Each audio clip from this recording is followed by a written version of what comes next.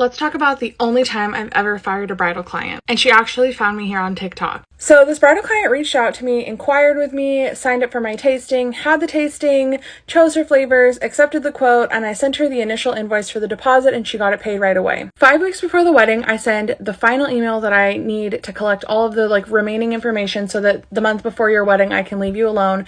And at that time, I also send the final invoice and let all of my couples know it's due 4 weeks before the wedding. So I do that. She emails back right away, gives me all the information I need, and then says, hey, my mother-in-law is going to pay the remaining balance due as her wedding gift to us. The remaining balance due was, I want to say, somewhere between $1,000 to $1,200. This was a really big wedding with a huge cake and one of my dessert table packages. This is very commonplace, so I was like, okay, not a problem. Please let me know if you need me to forward the invoice to your mother-in-law. She emails back again right away and is like, no, I can do it. Not a big deal. She'll get it paid. Cool, we're good to go. So from that email exchange, there's 1 week until the invoice is due. Well, a week after that week, so 2 weeks after that email exchange, I still have not received payment, and now it's 3 weeks until the wedding. I reach out and I email her and I'm like, hey, sorry to be bothering you, but the final invoice has not been paid yet and it's now a week past due.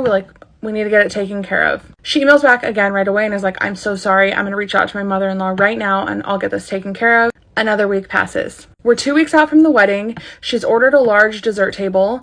I need to start ordering specialty ingredients and specialty packaging, and all kinds of specialty stuff still needs to be ordered. But I'm not going to do that for such a giant amount of people if I have not received full payment. So I reach out again and I'm like, listen, there's 2 weeks until your wedding.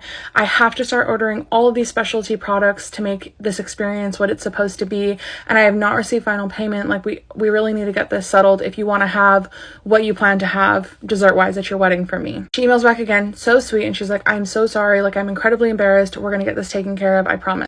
Another week goes by. It's 1 week until the wedding. At this point, I email her and I'm like, listen, I am really sorry to be doing this to you, but if I do not receive payment by tomorrow, we're not going to be able to do this. This is we're cutting it way too close. I'm so sorry. At this point, I don't hear back from her, but I hear from the mother-in-law. She is absolutely scathing this email she sends me. She tells me that she's looked over the quote and she hasn't known how to approach me, but I am ripping them off and she is absolutely not going to pay the amount that's due. How dare I even be charging them that much? The best she can do is to pay $500. And again, the remaining balance is $1,200. At this point, I don't know what to do because I've been talking to the bride, who is the one that ordered all of this, but she said her mother-in-law is going to pay. Now the mother-in-law is saying she's not going to pay because I'm ripping her future daughter-in-law off. I reach out to the bride and I'm like, I'm in between a rock and a hard place. What do I do? And she basically tells me that her and her soon-to-be husband do not have the money to cover everything that they've ordered and they're depending on the mother-in-law to pay for it. And I'm like, okay.